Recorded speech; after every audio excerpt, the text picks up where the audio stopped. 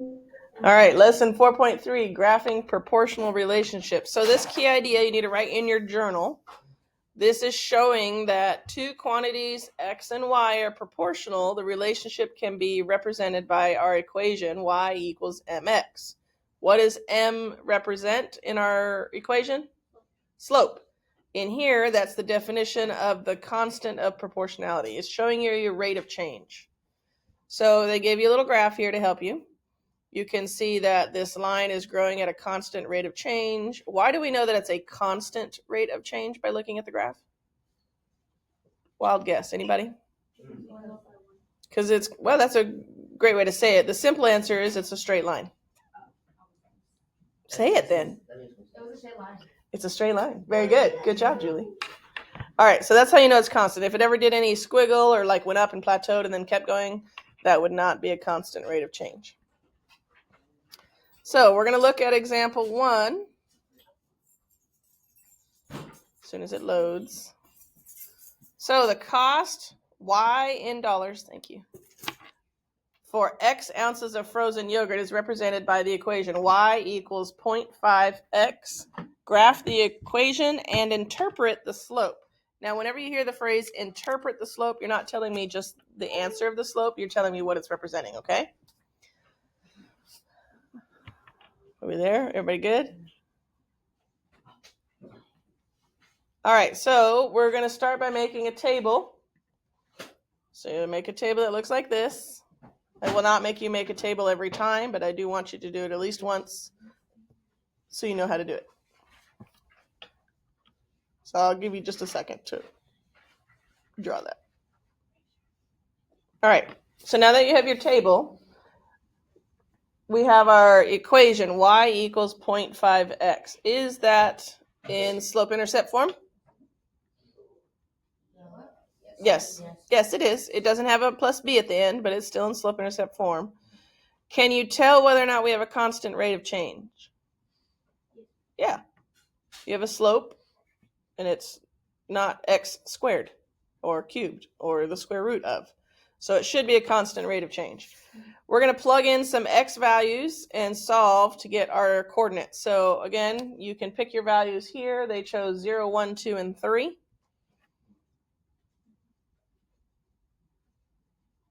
So now where are we going to plug in this 0 to solve? Yes, where the x is. Very good. So 0.5 times 0 is what? 0. Yes. So what's our coordinate x and y? 0, 0. So now we do the same with the 1. We're going to plug in a 1. 1 times 0.5 is 0.5. So our coordinate would be 1, 0.5. Make sense so far? Mm-hmm. All right. Let's finish out the table. 2 times 0.5 is? 1. So our coordinate is? 2, 1. And the last one, 3 times 0.5 would be? 1.5. So our coordinate is? 3, 1. Excellent. So now you're going to graph it. Now, when you do this on your paper as your homework, you can choose either method. You don't have to do both. You can either do the table or you can graph it. So we see that our slope is 0.5. So on here, what's our y-intercept? Do you remember? What's our plus b? Up here. It's 0, right? So plus 0. So our first point would go at 0, 0. And then what's our slope? 0.5, right? So they went up 0.5 over 1.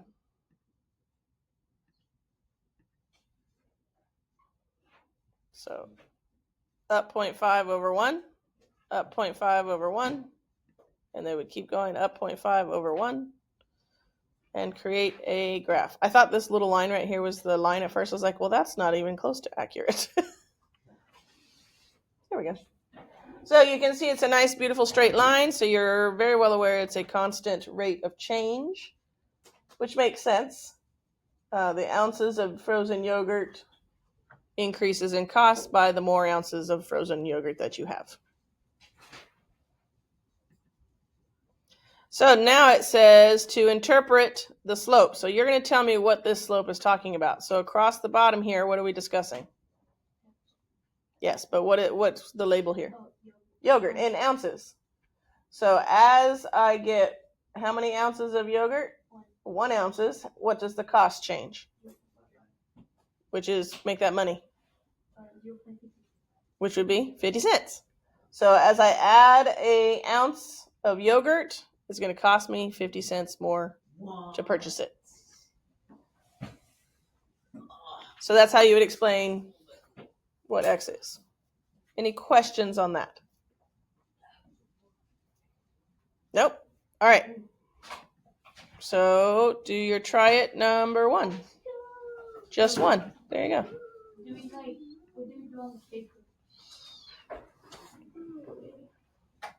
Show me if you're going to make a table, you would do the table on the paper. If you're going to graph using this, write it in slope-intercept form with the B. And that can be your work shown. So when you're looking at this graph real quick, let me zoom in. You notice that this is 0.75 for my slope. So you can see on the graph, they already divided it. So the whole number 1 is here. So where would 0.75 be? On the third one, because this would be 0.25, 0.5, 0.75. So when you're graphing it, the 3/5 is, or 3/4 is how far you go up. Okay, that should help you. Example 2. The weight y of an object on Titan, one of Saturn's moons, is proportional to the weight x of object on Earth. An object that weighs 105 pounds on Earth would weigh 15 pounds on Titan. Right, an equation that represents the situation. All right, so first of all, we can use slope-intercept form, right? Because we have our y showing here. Proportional means it's what kind of equation?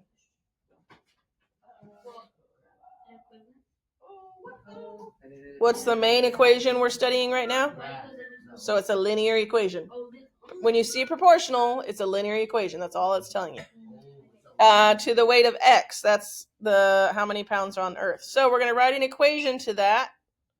But in this case, you'll notice we have 2 points. We have our x value, because that's how many pounds on Earth. And we have our y value for how many pounds are on Titan, because we don't actually know our slope here, do we? No, we have a coordinate because we have an x and a y. So we're going to plug in the x and a y where x and y are on the equation. So here's our normal equation, y equals mx plus b. So we're going to plug in, where does the 105 go? Next to the m, right where the x is. And the 15 would go? Where the y is. Because we're just replacing the coordinates in the equation. So now what is our missing variable? M. Well, that's slope. Can we solve for that now? Yeah. How would we solve for m? We're going to do other way around. We're going to divide 105 over under 15. So 15 divided by 105 is 1/7. You just reduce it. So that's our slope. Now can I rewrite my equation in slope-intercept form? I would say y equals what?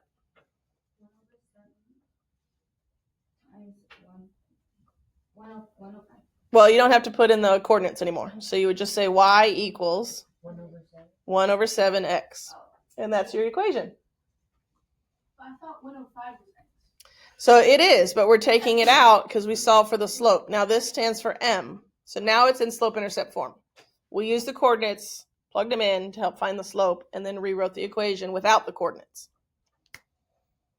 So now it says, how much would a chunk of ice that weighs 3.5 pounds on Titan weigh on Earth? So where can I plug in that 3.5 pounds?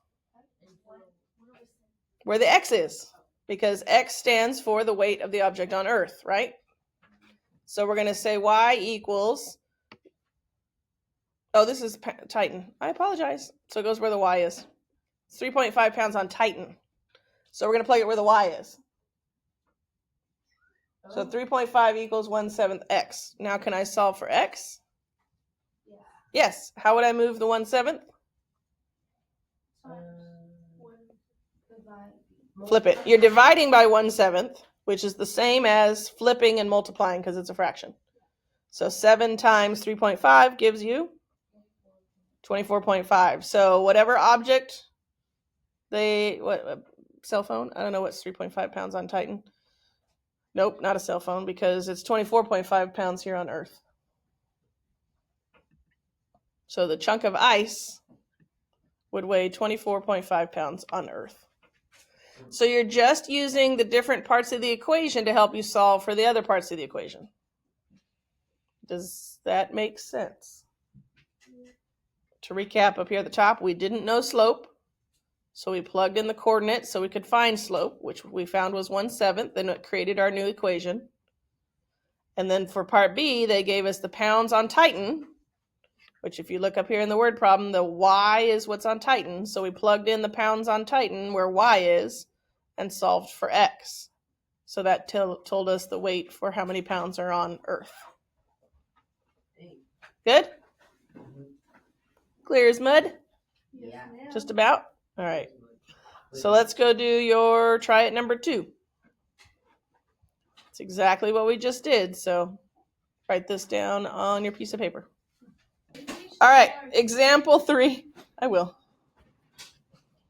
Nico, we shut that. Example 3. So the distance y in meters that a 4-person ski lift travels in X number of seconds is represented by the equation y equals 2.5x. Is that a proportional equation? Yes. So it makes a line? Yes. Yeah, everybody say yes. Come on. Yes. Thank you. Thank you. The graph shows the distance that a 2-person ski lift travels. So you can see they've already graphed this linear equation for you. For a 2-person lift. We're looking at a 4-person ski lift. See here? 4-person. This equation is for the 4-person. So they want to know which ski lift is faster. So I would graph this because they already have my equation. Are they going to graph it? Hey, they are. All right, so what's my first point? What's my B? What's my B? 0, 0. There's no B, right? So my first point would be on the 0 line. And then my slope is what? 2.5. Now, decimals are hard sometimes to have the concept of how to go rise over run, so you can switch that to a improper fraction. If you were to make that an improper fraction, what would it be? It's 2.5.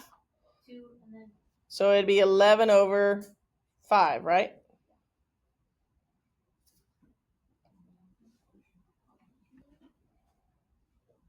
All right, so, they're showing you the algebra.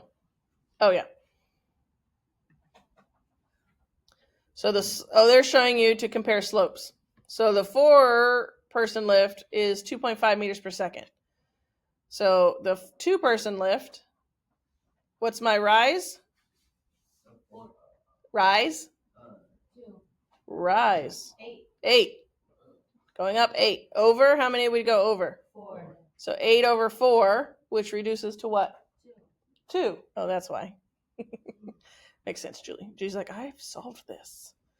So the 2-person lift goes 2 meters per second. So knowing speed, which one of these is faster? The 4-person lift is going faster because it's going half a meter further per second. Yep. Now, had you graphed this one, you would have seen that it inclines at a sharper speed. So it would have been on top of this other line, which would have helped you know that it was, here, we're going to graph it. So there's the 2-person. Then they graphed. See how it's a sharper angle? That means it's faster.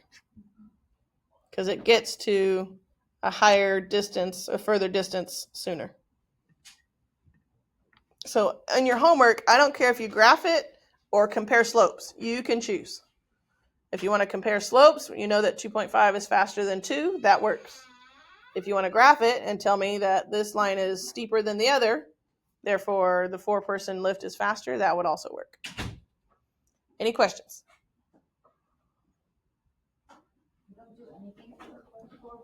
You just graphed it. You don't have to put it in your journals on this one. Any questions? All right, that's it for today. Make sure you finish all the way through number 8.